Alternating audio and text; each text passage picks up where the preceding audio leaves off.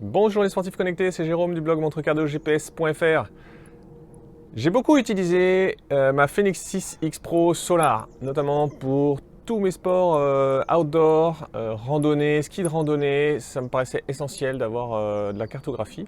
En tout cas, c'est un gros plus. Et puis du coup, je l'ai aussi utilisé pour les sports plus classiques, course à pied, vélo, natation. Maintenant, depuis le 18 janvier, j'ai une Fenix 7X Saphir. Et vous êtes nombreux à vous poser la question, ou en tout cas à me poser la question, de savoir si ça vaut le coup de remplacer votre Fenix 6, quel que soit le modèle, par une Fenix 7. Alors, Garmin a un peu revu la segmentation de la gamme. Du côté des Fenix 6, on avait des versions standards, des versions Pro et des versions Saphir, avec du Solar au milieu de tout ça. Et c'est un petit peu plus simple du côté des Fenix 7. On a des versions standards, des versions Solar et des versions tactiles, mais toutes ont la cartographie, ce qui n'était pas le cas sur les Fenix 6. Sinon, on retrouve les mêmes tailles de boîtier, donc les S à 42 mm, les milieux à 47 et les X à 51.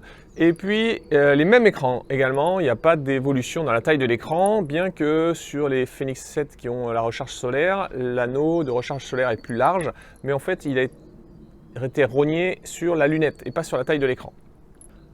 Alors dans cette vidéo, je vais essayer de faire ressortir les points qui peuvent vous permettre de décider si ça vaut le coup de changer votre Fenix 6 pour la remplacer par une Fenix 7. Ça va être ma conclusion.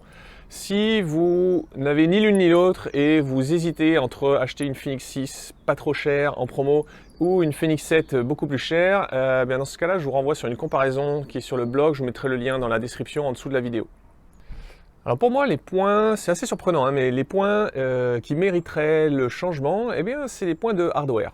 Pour commencer, l'autonomie. Il y a une plus grosse autonomie sur la Fenix 7. Que ce soit avec ou sans recharge solaire, l'autonomie de base est plus importante et en plus, la performance de la recharge solaire est plus importante aussi. Donc ça décuple les gains d'autonomie sur les versions Solar. Grosso modo, on gagne un modèle, c'est-à-dire qu'une Fenix 7S a l'autonomie d'une Fenix 6 et une Fenix 7 a l'autonomie d'une Fenix 6X. Donc le gain est vraiment notable. Même si vous ne faites pas d'ultra, c'est un petit bonus en confort. Ça vous permettra simplement de ne pas toujours avoir à rechercher votre câble et de recharger tout simplement votre montre moins souvent. Ensuite, pour la première fois sur leur montre, Garmin a implémenté sur les Fenix 7 Saphir la géolocalisation multi-GNSS double fréquence. Et ça, Garmin a annoncé que c'était plus précis. Je l'ai vraiment constaté dans mes tests. Vous pouvez aller voir ça sur le blog. Ça fait une grosse différence. Il y a une grosse amélioration. Donc, si vous n'étiez pas satisfait de la précision GPS de votre Fenix 6 sur le calcul des distances ou sur l'allure instantanée, ça vaudra le coup de passer sur une Fenix 7 pour cette localisation double fréquence. Ça diminue grandement l'autonomie, en gros ça divise par 3 l'autonomie, mais on peut dans les réglages choisir quand est-ce qu'on utilise le double fréquence, quand est-ce qu'on utilise la géolocalisation classique. Donc pour moi c'est un gros plus, mais qui va coûter cher puisqu'il est disponible que sur les modèles Saphir, attention à ne pas vous tromper. Et puis troisième point sur le hardware, c'est la possibilité de combiner un verre saphir avec la recharge solaire. Ça sur les Fenix 6, c'était pas possible. Il fallait choisir entre le boost d'autonomie du solaire ou la robustesse anti-rayures du saphir, mais on pouvait pas avoir les deux.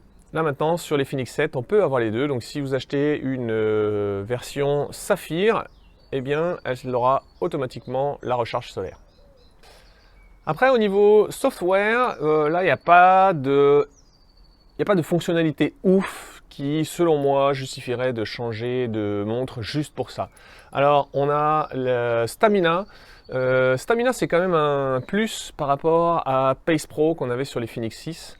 Pace Pro, selon moi, ça restait un petit peu compliqué. Il fallait quelques essais et plutôt bien maîtriser l'outil si on voulait avoir des recommandations qui soient vraiment valables pour une stratégie de course.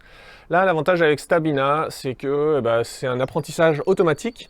La montre capte des données à chacune de vos séances de sport. Et ensuite, l'algorithme traite ça. Et après une petite période d'apprentissage, eh bien, elle est capable de vous recommander, de pousser un petit peu plus ou au contraire de lever le pied, que ce soit sur une course ou sur un entraînement. Et puis ensuite, il y a Up Ahead qui est un écran un peu genre roadbook qui vous donne des indications sur tous les waypoints, les points d'intérêt à venir sur votre itinéraire.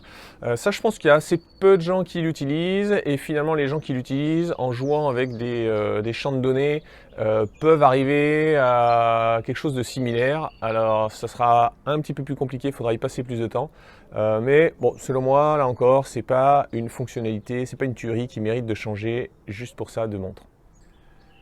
Et puis le dernier point, cette fois qui n'a plus rien à voir avec la montre, c'est la possibilité de faire les réglages via Garmin Connect. Et donc en utilisant un smartphone, c'est quand même plus pratique que d'utiliser, de faire 1000 pressions de boutons pour arriver à aller dans tous les menus, de tous les profils sportifs, pour faire vos réglages comme vous voulez. Là maintenant, on peut les faire sur un smartphone.